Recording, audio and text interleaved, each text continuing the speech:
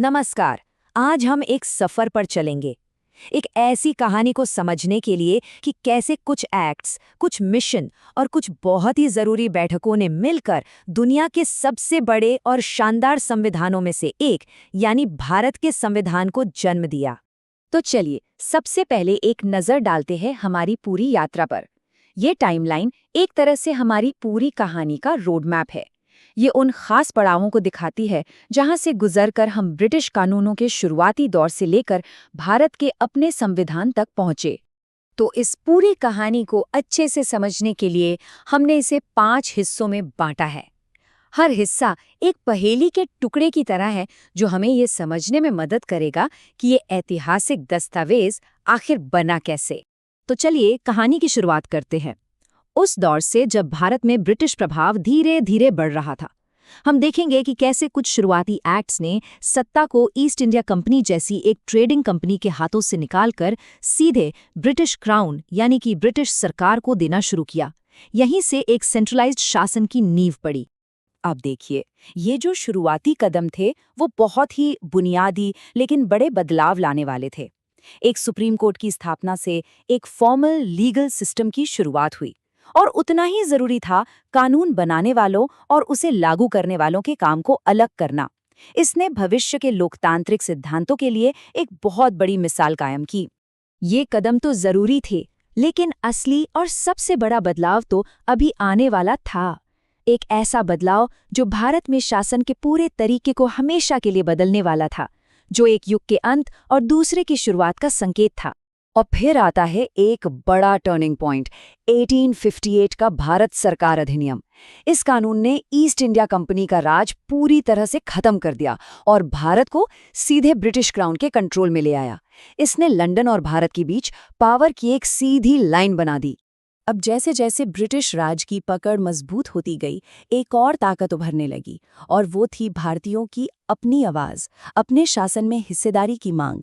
यहीं से self rule की तरफ एक धीमा लेकिन मजबूत सफर शुरू हुआ। यहाँ पर जो प्रोग्रेस है वो देखने लायक है। 1861 में बस नाम के लिए कुछ भारतीयों को शामिल करने से लेकर 1935 तक डायरेक्ट इलेक्शन और फेडरल सिस्टम जैसे बड़े आइडियाज तक, ये दिखाता है कि सेल्फ गवर्नेंस की मांग लगातार बढ़ रही थी।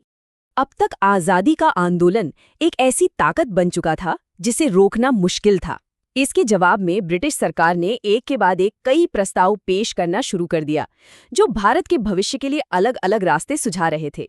तो सवाल ये उठता है कि जब एक अलग संविधान की मांग इतनी बढ़ गई, तो ब्रिटेन ने क्या किया? उनका रिएक्शन क्या था? खैर, पहला बड़ा ऑफिशियल जवाब आया दूसरे विश्व युद्ध के बीच में, एक ऐसा वक्त जब पूरी दुनिया की पावर बैलेंस बदल रही थी। और ये वाकई एक बहुत बड़ा मोमेंट था। अगस्त ऑफर में पहली बार ऑफिशियली ये माना गया कि हाँ, एक भारतीय संविधान सभा बनाई जाएगी, जो भारतीयों के अपने फैसले लेने की दिशा में एक बहुत बड़ा कदम था। इसके 2 साल बाद आया क्रिप्स मिशन, एक और डिटेल्ड प्रपोजल के साथ। लेकिन युद्ध के दौरान किए जा रहे इन वादों को लेकर भारतीय नेताओं के मन में बहुत शक था, और इसी शक को महात्मा गांधी के शब्दों ने मानो पूरी तरह बयां कर दिया। उन्होंने इसे कहा एक डूबते हुए बैंक का पोस्ट डेटेड चेक, मतलब ऐसे वादे जिनका कोई भरोसा नहीं और जो शायद कभी पूरे ही ना हो। अब ये साफ हो चुका था कि आज़ादी मिलकर रहेगी। तो अब बहस इस पर नहीं थी कि आज़ादी मिलेगी या नहीं, बल्कि इस पर थी कि संविधान बनाएगा कौन और कैसे। अब फोकस एक ऐसी बॉडी बनाने पर था जो देश के लिए संविधान लिखेगी। ये जो दौर था, इसमें बहुत तेजी से घटनाएं घटी। एक तरफ अंतरिम सरकार बन रही थी, संविधान सभा की पहली बैठक हो रही थी, और दूसरी तरफ देश के बंटवारे का दर्दनाक फैसला भी लिया जा रहा था। इस पूरी प्रक्रिया में लीडरशिप बहुत अहम थी, और यहाँ 2 बड़े नामों को समझना जरूरी है। पहले थे डॉक्टर सिन्हा, जो संविधान सभा की सबसे पहली मीटिंग के टेम्पररी अध्यक्ष बने, और दूसरे थे डॉक्टर अंबेडकर, जिन्होंने ड्राफ्टिंग कमेटी के अध्यक्ष के तौर पर संविधान का मसौदा तैयार करने का सबसे मुश्किल और जरूरी काम संभाला। तो सालों की मेहनत, लंबी बहसों और चर्चाओं के बाद आखिर में संविधान सभा का वो मुश्किल काम पूरा हुआ, और नतीजा एक शानदार उपलब्धि थी। और जो दस्तावेज बनके तैयार हुआ, उसका साइज ही बताता था कि ये कितना बड़ा काम था। शुरुआत में इसमें पूरे 395 आर्टिकल्स थे, जिनमें शासन के लगभग हर पहलू को कवर किया गया था।